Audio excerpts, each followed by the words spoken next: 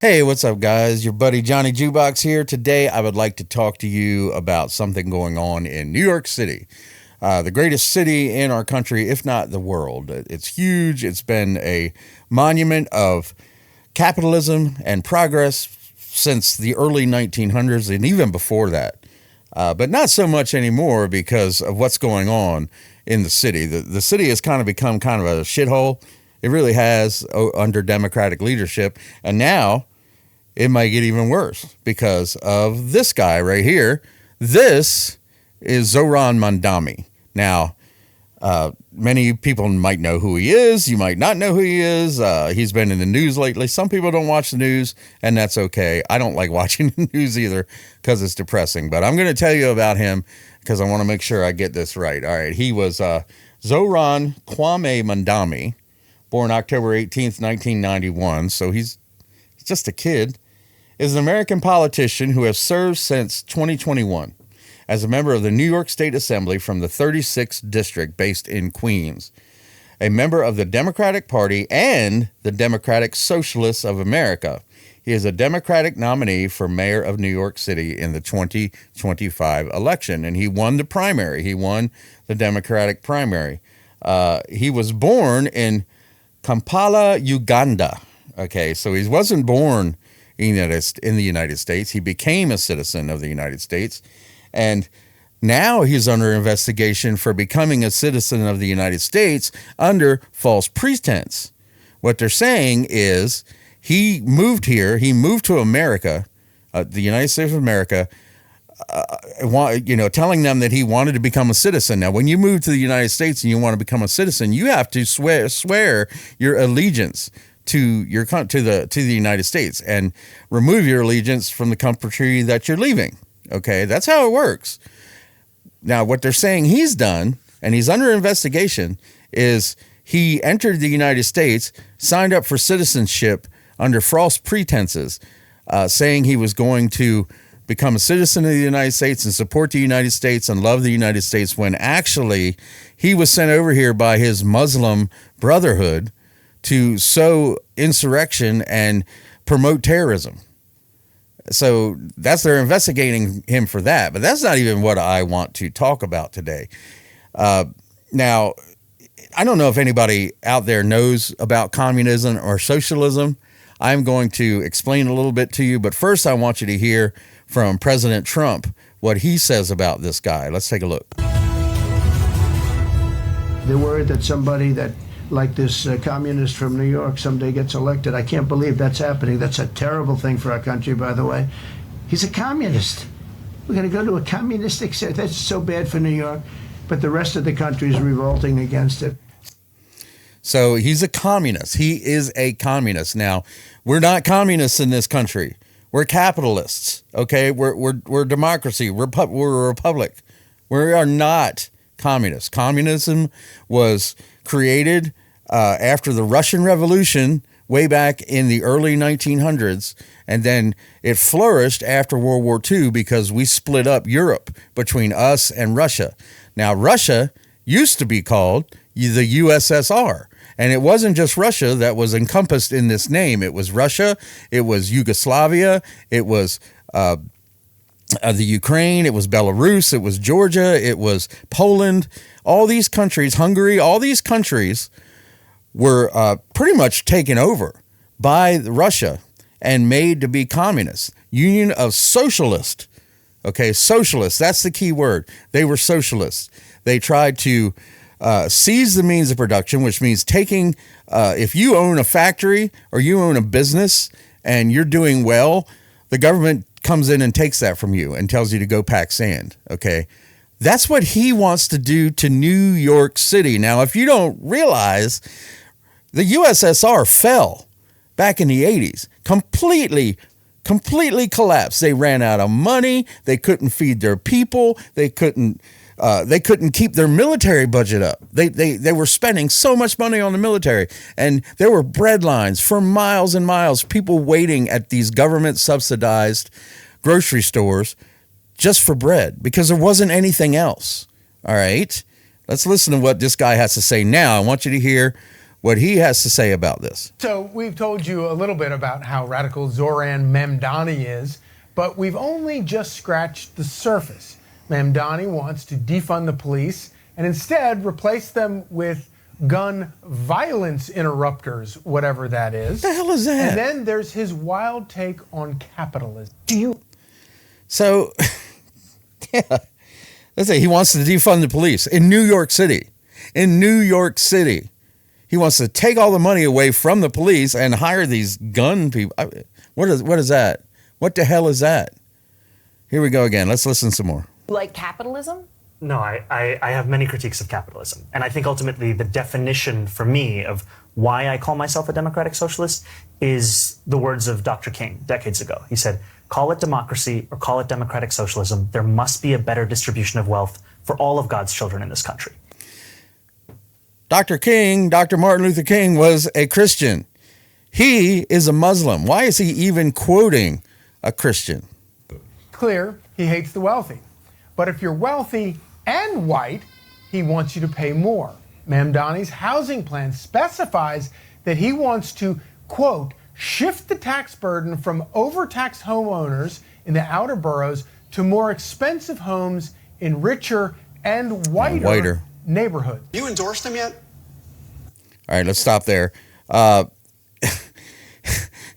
He wants to shift the tax burden to white neighborhoods. He doesn't even say rich neighborhoods. He does say richer, but white. He specifies whiter. I don't know who spelled that. White. Well, I guess that's how you would spell it. Whiter neighborhood. Whiter. He wants to take money from white people to pay for all these social programs, all these free grocery stores, all these free buses, all these free other things that they want to do to New York City. He wants to take the money from rich people and pay for them. Now, that's all fine and dandy. You can do that. You can overtax the rich people, but they're not going to stay. They don't have to stay. They tried it in California. They tried to pass a law that says if you move, because they were doing the same thing. They said if you moved out of California, you still had to pay state tax for 2 years, even though you didn't live there. They were trying to penalize people from leaving the state. It didn't pass. It didn't work. And now California is completely broke. They are losing money hand over fist. So that's his plan, to take money from the white people, the white rich people, and give it to the poor people. I guess he thinks he's Robin Hood, you know. Here we go. Here, let's listen some more. Neighborhood. You endorsed him yet? Okay, this is Hakeem Jeffries. And he is also a councilman from New York, and he's kind of an asshat. He shows his ass in Congress, left and right, and just spews rhetoric that makes no sense. But here we go. They're asking him if he endorses Mamdani because they are both councilmen in New York. I have not. We had a conversation on Wednesday morning where I congratulated him on the campaign that he ran, a campaign that clearly was relentlessly focused on the high cost of living in New York City and the economy. He outworked, he out-communicated. This guy doesn't even look respectable. He looks like a used car salesman. He looks like he has no idea what he's doing. Let's keep going. And he out-organized the opposition, and that's clearly why he was No, he didn't successful. out-organize the opposition. He is running against Andrew Cuomo, who is responsible for the deaths of millions because of his COVID policies and all the dumb crap that he did while COVID was going on. So he was running against Cuomo, which is the reason why I think he won. Holding you back from endorsing him right now? Well, we don't really know each other well. Our districts don't overlap. I have never had a substantive conversation with him. He defended the use of the word globalize, or the phrase globalize intifada, and he even said that the Israeli Prime Minister Netanyahu should be arrested, or he would, if he were mayor, he would arrest Netanyahu if he visited New York City. Now let me get this straight.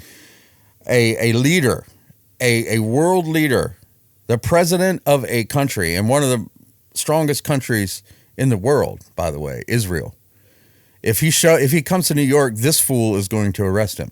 Going to arrest a president of another country. Okay. There's a large, huge Jewish population in New York. Huge. It's probably the largest Jewish population other than maybe Florida. Okay. And Israel itself. Do these things concern you? Globalizing the Intifada, by way of example, is not an acceptable phrase, and he's going to have to clarify his position on that. We have to stand up and fight. So let me tell you what globalized intifada is in case you don't understand. Globalized intifada is a Muslim term meaning make the entire world Muslim. Take over the entire world. Get rid of the Christians. Get rid of the Buddhists. Get rid of the Taoists. Get rid of any other religion other than Muslim. Does that sound like America to you? Does that sound like America? One of the greatest tenets of the Constitution is freedom of religion. No, I'm not a religious person, so I don't care. But I just can't believe that people are going for this. He wants to do this. He has said that he wants to globalize intifada, which means making America a Muslim state. And he wants to start with New York City. It's amazing. It's amazing. Now let's listen to this next clip. Let's see. He's got some more shit he's got to say. We have to stand up and fight back. We saw ICE agents arrest a migrant at Federal Plaza, and then we saw NYPD officers arresting a pastor who was peacefully observing that arrest. Yep. A migrant, ICE, doing their job, arresting a migrant, and then a pastor who was not just standing there minding his own business. He was assaulting and yelling at the ICE agents. So the police arrested him too because ICE agents are police. They are federal officers. You are not allowed to interfere with their job. You don't have to agree with it. It doesn't matter if you agree with it. You can't fight them. You can't try to stop them from doing their job. And if you do, you get arrested. And it's hands down. That is the way things work. That's the way things have to work. That's the way things have to work. It's easy right there that Hakeem Jeffries really doesn't want to support him. He really doesn't. Why would you? Hakeem Jeffries is an idiot, but he's an American. And he doesn't want our country to become communist. If our country becomes communist, he loses his job. Okay? Because communism is run by a select group of people. They don't have councils. They don't have Congress. They don't have anything like that. They have a premier and they have a group. They used to call it the Politburo in Russia of maybe 12 men that ran the entire country. Not just that country, but the other countries that were consolidated under the USSR. They were in charge of it all. There was no councils. There was no Congress. There was no president of Poland. There might have been a figurehead that said he was president, but he was in the pocket of those 12 men on the Politburo. That's how they did it. So if this guy were to win and do what he says he wants to do, they wouldn't have a council in New York. Let's keep going. Equitable. What the purpose is about this entire project, it's not simply to raise class consciousness, but to win socialism. And obviously raising class consciousness is a critical part of that. But making sure that we have candidates that both understand that and are willing to put that forward at every which moment that they have, at every which opportunity that they are given. We have to continue to elect more socialists. And No, we don't. This is America. We are not a socialist country. We are not a communist country. This is America. He is trying to take over our country. He is trying to make our country Muslim. He wants ISIS here. He wants all those. He wants Hamas here, and he will let them in. If he is made the mayor of New York will fall to terrorism 100%, hands down. Have to ensure that we are unapologetic about our socialism. Of course. There are also other issues that we firmly believe in, whether it's BDS, right, or whether it's the end goal of seizing the means of production. There he goes. Seizing the means of production. He wants to seize the means of production. He wants to take away all these companies that have worked hard for hundreds of years, or if not 50 years or whatever. He wants to take these businesses away from these people and kick them out and say, now we're in charge of this. And he wants to open these these grocery stores and everything. Let's keep going, and I'm gonna have some words after this is over. This is the last clip. Where we do not have the same level of support at this very moment is that it is critical that in the way that we organize, in the way that we set up our work and our priorities, that we do not leave any one issue for the other, that we do not. All right, I'm done listening to him. So this is my take on this whole thing. He's gonna if he gets elected mayor of New York, which I don't think he's going to. I think Adams is going to retain the mayoralship, but he wants to become mayor of New York. He wants to make all these government-run grocery stores. He wants to make the buses free. He wants to make the subway free. He wants to defund the police. You cannot run a grocery store. Where's the money going to come from? Where? They're going to tax all these rich people, and then they're going to move. The rich people are going to move. These grocery stores are not going to have any money. You run a grocery store. It's expensive. Okay. You have to keep the food on the shelves. You got to pay the workers. The workers, they're not going to work for free. You're going to have to pay for your electricity. You're not going to get electricity for free. You're not going to get phone service. You're not going to get internet for free. You're not going to get sewer for free, water for free. And you have to pay your workers what they're not going to work there. Nobody's going to work there for free. And then they say they're going to buy the building. They got to pay for the building, and then they got to pay property tax. Who's going to pay for this? No one. The rich people are going to move, which means that the burden is now going to fall on the people that don't have money. And that's where you get breadlines. They're going to put the bodegas in New York. There's bodegas on every block almost where you can grocery shop. There's no big grocery stores, really. I think there's a few, but they're going to put them out of business. All these mom and pop bodegas, not to mention other businesses that he thinks he's going to control with the government. These businesses are going to go out. They're going to go out of business, because why would you shop there if you have to pay for something when you can go somewhere else and you don't have to pay for it? He's going to put these businesses out of business. They're not going to be able to live in New York anymore. They're going to move. The people that own these businesses are going to have to move, because you can't live in New York. It's expensive unless you have good money coming in. The rich white people that he wants to tax are going to move. The cops are going to be defunded, so there's going to be crime everywhere. The entire city is going to be rampant with crime. It's rampant with crime right now, and the police haven't been defunded. I mean, then now you're going to have these grocery stores that there's no money to pay for these grocery stores. There's no money to pay for these free buses. You got to maintain the bus. You got to buy fuel for the bus. You got to pay the driver. You got to pay for dispatchers. You got to pay for, it's not cheap. It's not cheap to run a freaking city bus line, for God's sakes. But somehow he thinks that the rich people are going to pay for it all. They're not going to be there. The buses are going to shut down. The crime is going to be so terrible that people are going to be dying on a daily basis. They're going to be murdered on a daily basis. The grocery stores will have no money left to operate. So bread lines. That's what they'll have a few items in the grocery store, and they'll have to hand it out. And there'll be nowhere else for people to go, because all the other shops will have been put out of business. And that's what he wants to bring to New York. That's what he wants to bring to New York, and that's what he wants to bring to our country. Not just New York. If he wins in New York, he wants to spread this out to the rest of the country. And suddenly our country will become the USSR. It'll become the USSR, one of the most failed experiments on the earth. It was. The country went broke. They had to split up everything and reorganize into a capitalist country. That's what Russia is now. They embrace capitalism.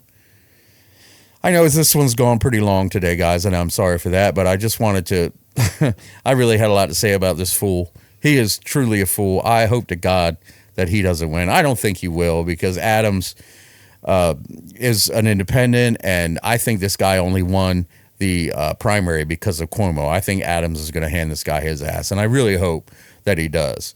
Because if he doesn't, our country is going to go to shit. This is, like I said, this is New York City. This isn't Hampton, Virginia. This isn't bum heck wherever. This is New York City. If he gets elected, good luck. I'll never go there again. I wouldn't even step foot in that city again. That's all I got today, guys. Sorry I went long. This is your boy Johnny Jukebox, and I'll see you on the next one. Bye for now.